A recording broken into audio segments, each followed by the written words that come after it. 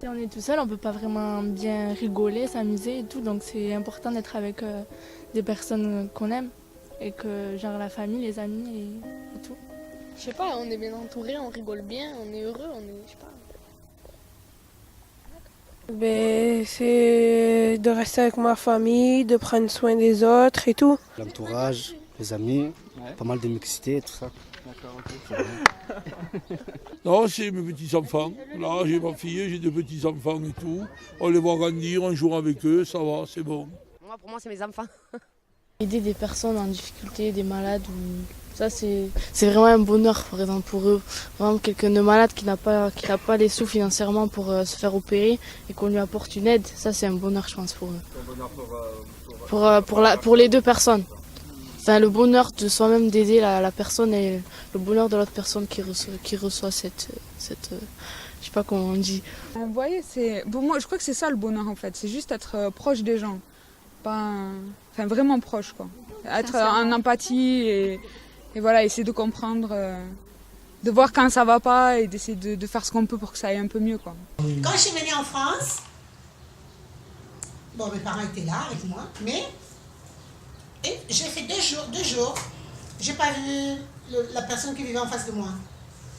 Choqué. J'ai dit mais oh, j'ai dit papa, il n'y a personne là dans J'ai dit je me lève le matin, dehors et bonjour, tu vois, tu as la route du marché là, donc tout le long de la route, vous dites bonjour. Tu quittes la maison à 8h du matin, tu arrives au marché il est 10h quoi. Donc en train de dire bonjour, des petites causeries, nanani, nanana. Ça t'est arrivé de te lever à 10h du matin? D'habitude, t'arrives toujours en retard. Mais là, ah là là, je dis non papa, ça va pas, là je vois personne qui me dit bonjour. Mais après je vais frapper, le voisin enfin j'ai frappé, j'ai dit, il ouvre la porte, il dit bonjour. J'ai dit bonjour monsieur, vous habitez là? Il me dit oui. J'ai dit moi je suis le nouveau voisin, j'habite là. J'ai dit mais comment on vous voit plus? Ah, il était étonné qu'on me pose cette question. Ah oui. Et après, quand je ne le voyais pas, bonjour. Et lui aussi, quand il ne me voyait pas, à la fin, bonjour. Il a pris l'habitude. J'ai quelqu'un qui me rend un petit peu heureux dans la vie, c'est Djilali Abdelouab, qui est président d'une association, voilà, qui fait beaucoup de choses pour les enfants malades, chose qui m'a interpellé. C'est pour ça que tout tourne autour de la solidarité ici.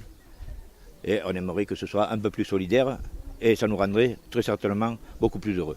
Tu veux un aspect du bonheur? Voilà, Dédé, on a affiché un enfant malade. Une solidarité pour un enfant malade en Algérie. J'en ai parlé à Dédé, Dédé l'a affiché ici dans son fief, dans son quartier. Voilà, il a fait un repas de quartier.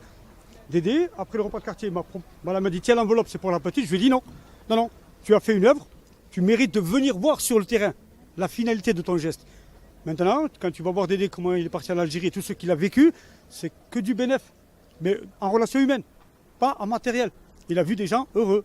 Quand il a apporté la recette à ce papa qui a une fille qui est en train de mourir, qui a 2 ans, qui a une tête pleine d'eau, qui n'arrive même pas à soigner, qu'il voit crever, qui va partir, voilà, mais le fait que quelqu'un d'une autre communauté, d'une autre religion, complètement différent, lui a apporté, ça lui a apporté du bonheur.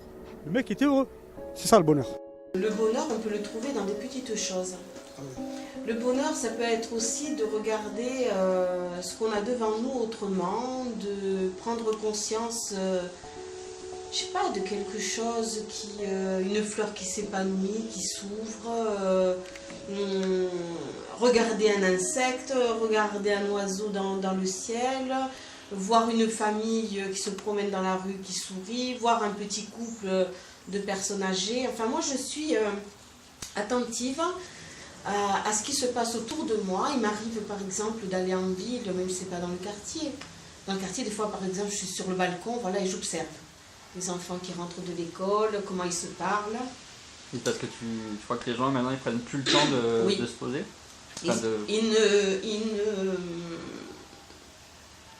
Ils ne prennent pas conscience de ce qu'il y a autour d'eux.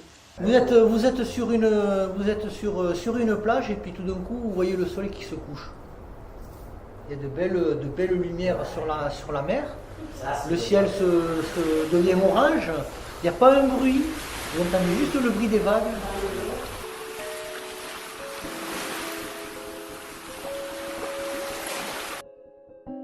avec l'association là, avec Jelly. On avait fait un séjour à Miami. Et le moment où on est arrivé sur le sol américain, là, c'était vraiment... Ouais, j'étais vraiment content à ce moment-là. Devenir professionnel de foot. C'est d'avoir un yacht. Un yacht? Ouais, sur un bateau, sur la mer. Je serais peinard. Fauteuil et tout. Gros méga. Moi, je me rappelle d'un souvenir quand on m'a annoncé la naissance de mon petit cousin.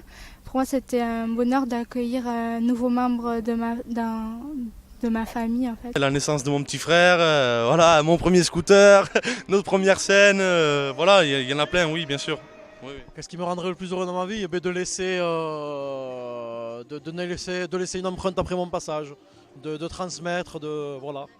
Le plus heureux dans ma vie, c'est d'être une future grand-mère, hein, bientôt. C'est quand j'ai eu ma Play 3. J'étais content. Je suis un mec de cité, je suis pas de grands rêves. J'aimerais de gagner le loto.